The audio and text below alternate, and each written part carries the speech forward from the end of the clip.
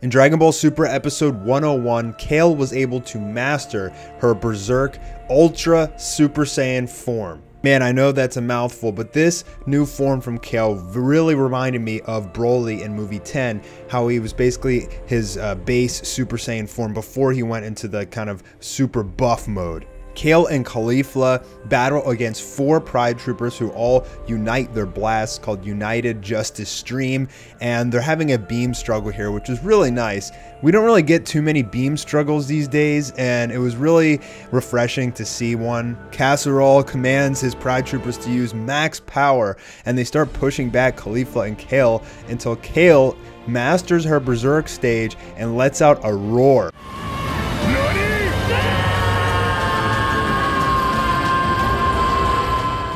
Caulifla tells us that it's called Ultra Super. Now, I guess she just nicknamed it that, but she does make a reference to Ultra Super twice in the episode. So I guess it's pretty safe to say that that's what we can call this new form from Kale, is Controlled Berserk Ultra Super Saiyan. Caulifla says she's going to help out, and she transforms into Super Saiyan 2, adding to the blast, and they blow away 3 of the Pride Troopers. This was really surprising to us Dragon Ball fans because Universe 11 has been pumped up so much, and they've just lost 5 members in this episode. With only 4 members left, Universe 11 is now the next closest universe to get eliminated. Caulifla gives us another reference to the words Ultra Super, and it's funny here how they don't give us any explanation or play on Legendary Super Saiyan. It seems like they're really shying away from that whole Legendary Super Saiyan myth, and they prefer to now call it Ultra Superpower. As both Goku and us fans have seen, Kale and Caulifla are not a force to be messed with, and they are incredibly strong and getting stronger as the tournament progresses. Goku even acknowledges that in this tournament they're going to get stronger, and at that point, that's when Goku will take them on. However, I don't think Goku's going to be the one to knock them out. It seems like he's formed a little alliance with them, which is really good for Universe 7, and so I think they're probably going to work together a little bit more in this Tournament of Power until, you know, there's not that many universes or teams left and they're forced to fight each other.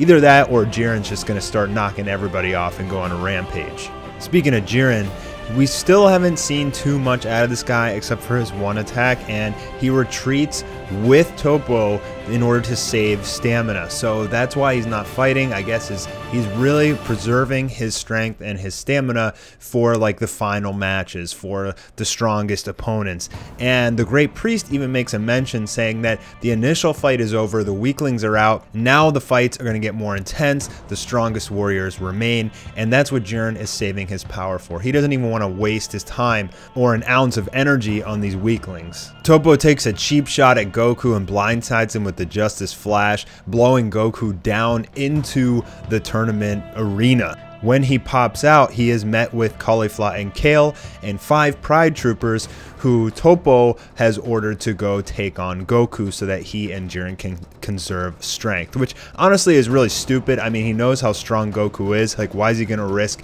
losing 5 Pride Troopers? But bad mistake, Topo. So we get introduced to these 5 Pride Troopers led by Casserole, General Casserole, Tupper, Zorre, Coquette, and Kettle. Each one of them has their own special ability and their own personality, and they were kind of strong, but I don't know, kind of weak at the same time. I mean, even the General Casserole like couldn't do anything to Android 17, but the guy Kettle was doing some serious damage to Caulifla before Kale was able to break out of that dimensional portal and help out. The fight between Casserole and Android 17 had phenomenal animation. It was very high frame rate. I really liked that scene and noticed the extra work that they put into that.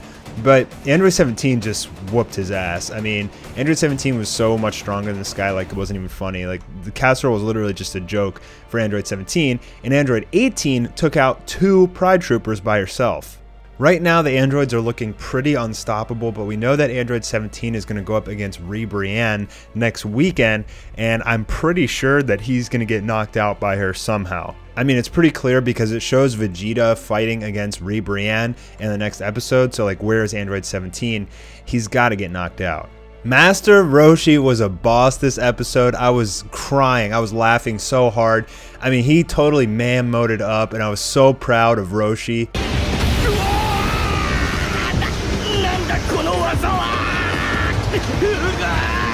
It was really awesome to see coming out of Roshi. Now, he can't attack while he's using the Lightning Flash surprise attack, but it was awesome to see the teamwork with him and Tien come in and use the Trybe beam and blow off that guy. So Roshi's putting in some serious work. He knocked out the bird guy, and he got an assist in this knockout. So Roshi's doing some serious work, and it was nice to see Tien finally do something as well. That made me really happy. The final thing I want to talk about here, guys, is Goku. I mean, they're really underplaying Goku in this tournament. I feel like anything can hurt him, and it's irritating me a little bit. I gotta be honest, like, you know, the fact that he gets snuck up on twice in this episode. First he takes the sneak attack just as Flash by Topo, and now he takes this ability sneak attack by Tupper, who can basically make himself, you know, weigh as much as he wants, and he keeps getting like heavier and heavier and weighing Goku down.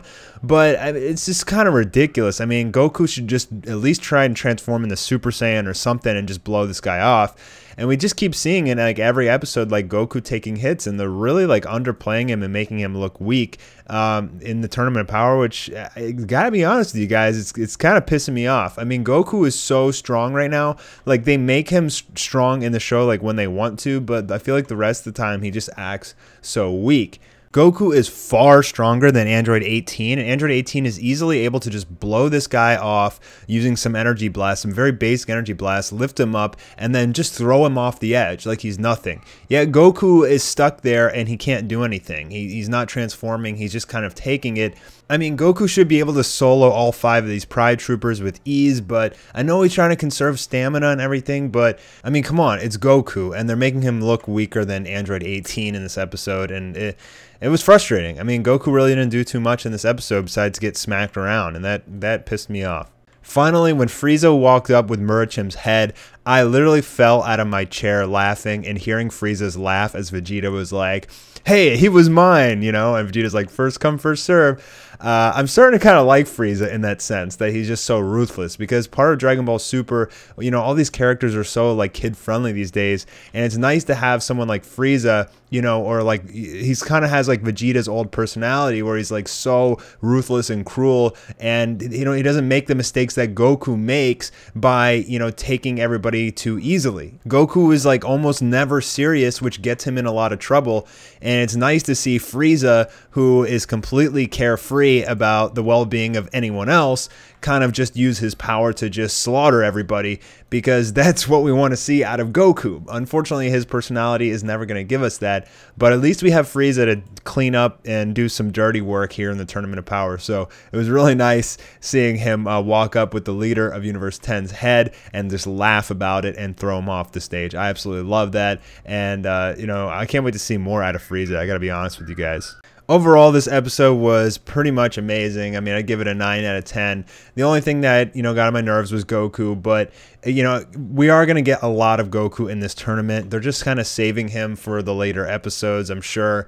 You know, they're just trying to, like, make other fighters seem, like, strong for whatever reason and downplay Goku, but, you know, in the end, Goku's probably going to get a new form, and he's probably going to, like, whoop some serious ass, so we'll be cheering him on at that point. Thanks for checking out the review today, guys, and I'll see you guys probably Tuesday for the episode 102 preview video breakdown. Have a good rest of the weekend, and I'll talk to you soon.